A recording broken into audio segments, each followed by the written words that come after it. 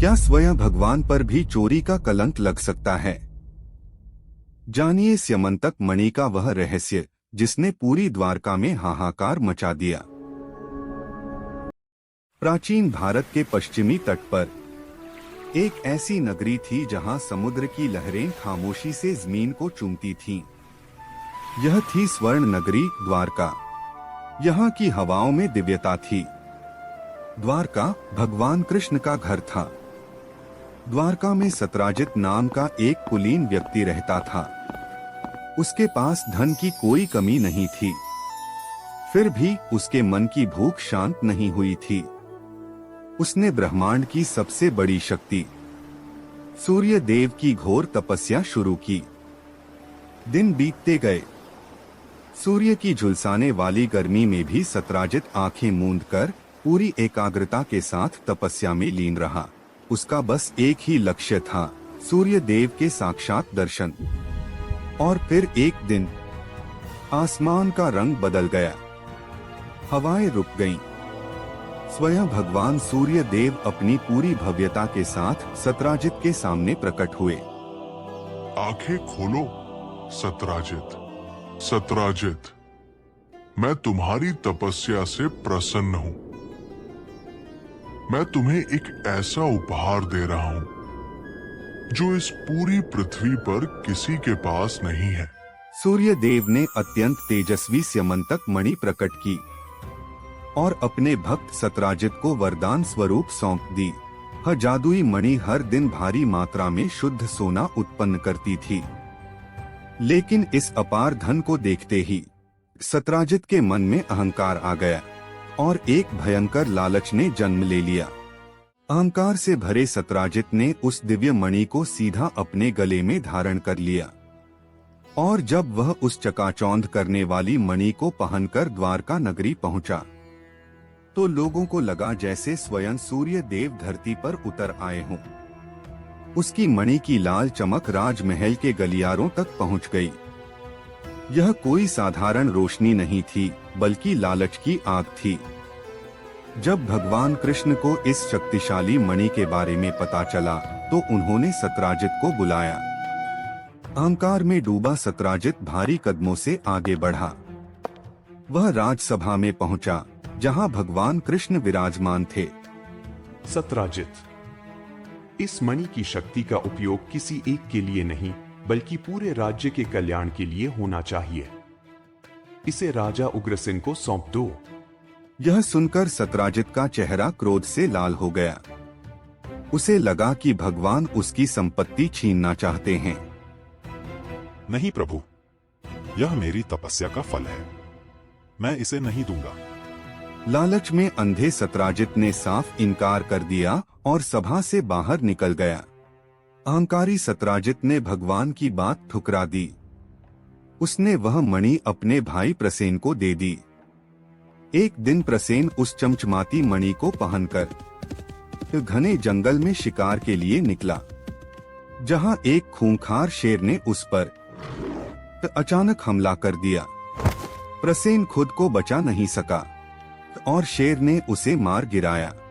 शेर वह मणि लेकर घने जंगल में गायब हो गया, किंतु उस घोर अंधकार में मणि की तेज लाल चमक छुप न सकी। उस दिव्य रोशनी ने उस वन के स्वामी का ध्यान अपनी ओर खींच लिया और तब उस शेर का सामना एक अत्यंत प्राचीन और दिव्य योद्धा से हुआ, वृक्षराज जांबवान।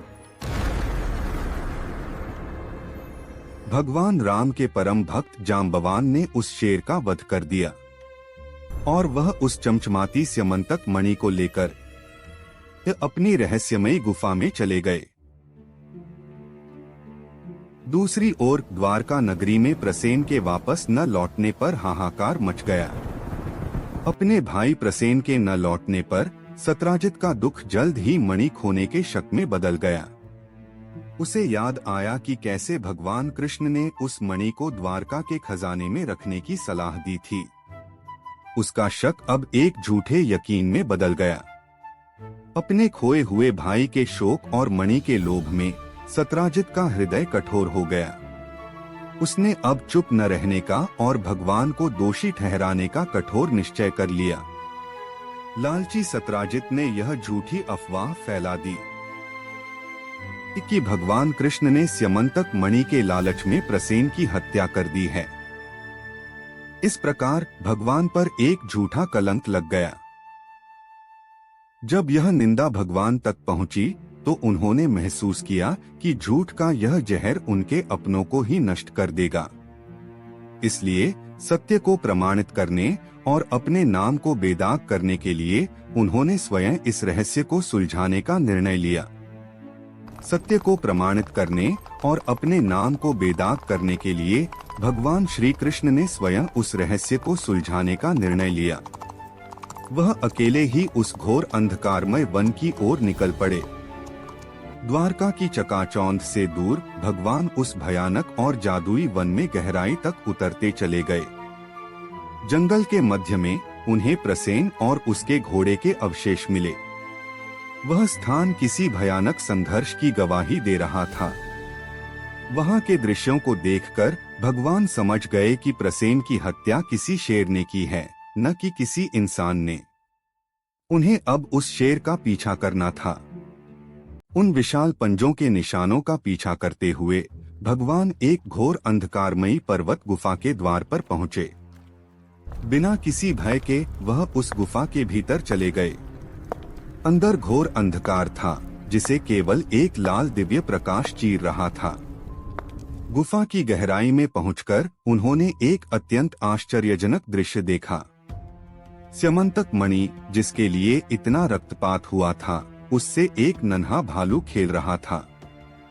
जैसे ही भगवान मणि लेने के लिए आगे बढ़े, उस नन्हे भालू की धाय ने एक अजनबी को देखकर भय से चीख पुकार मचा दी। उस चीख ने गुफा के असली स्वामी महाबली ऋक्षराज जांबवान को नींद से जगा दिया। क्रोधित जांबवान ने अपना भयंकर रूप लिया और भगवान पर टूट पड़ा। महाबली जांबवान ने अपने विशाल पंजों से वार किया, लेकिन भगवान कृष्ण ने उसे एक ही हाथ से मुस्कुराते हुए रोक लिया। वह कोई साधारण युद्ध नहीं था। गुफा के अंधेरे में यह भयंकर मल्लयुद्ध लगातार 28 दिनों तक चलता रहा।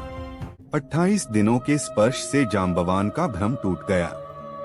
उन्हें एहसास हुआ कि जिसे वे शत्रु समझ रहे थे, वे कोई और नहीं बल्कि उनके जन्मजन्मांतर के आराध्य भगवान श्री राम ही हैं। अपनी भूल के लिए क्षमा मांगते हुए जांबवान ने आदरपूर्वक स्यमंतक मणि भगवान कृष्ण को सौंप दी, ताकि उन पर लगा झूठा कलंक हमेशा के लिए मिट सके। प्रायश्चित और भक्ति के रूप में जांबवान ने मणि के साथ साथ अपनी पुत्री जांबवती का हाथ भी भगवान कृष्ण को सौंप दिया। कृष्ण ने इस पवित्र भेंट को सहर्ष स्वीकार कर लिया। दिव्य स्यमंतक मणि और देवी जांबवती के साथ जब भगवान श्री कृष्ण ने द्वारका नगरी में प्रवेश किया तो 10 दिशाएं आनंद से भर गईं। परंतु प्रभु बिना रुके सत्य को सिद्ध करने हेतु सीधे राजसभा की ओर बढ़ गए। उग्रसेन की राजसभा में भगवान ने वह परम कांतिमान मणि सभी के समक्ष रख दी। प्रभु की इस निस्वार्थ लीला को देखकर उन पर मिथ्या आरोप लगाने वाले सत्राजित का हृदय भारी आत्मग्लानि और पश्चाताप से भर गया।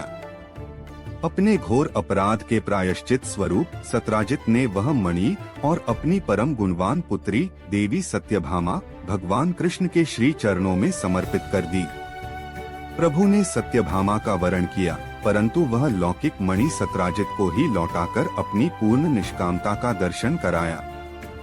इस प्रकार भगवान श्री कृष्ण ने अपनी निष्काम लीला से न केवल अपने ऊपर लगे मिथ्या कलंक को मिटाया, बल्कि संसार को धर्म और सत्य का मार्ग भी दिखाया। यदि आपको प्रभु की यह पावन कथा पसंद आई हो तो कहानी क्लाउड्स को सब्सक्राइब करें और कमेंट्स में जय श्री कृष्ण अवश्य लिखें। परंतु स्यमंतक मणि की यह मायावी कथा अभी समाप्त नहीं हुई थी। प्रभु के द्वारका से दूर जाते ही लालच का अंधकार एक बार फिर द्वारका पर छाने वाला था। आखिर किसने किया सत्राजित का वध? और वह शापित मणि अब किसके हाथों में गई? जानने के लिए देखिए हमारा अगला अध्याय।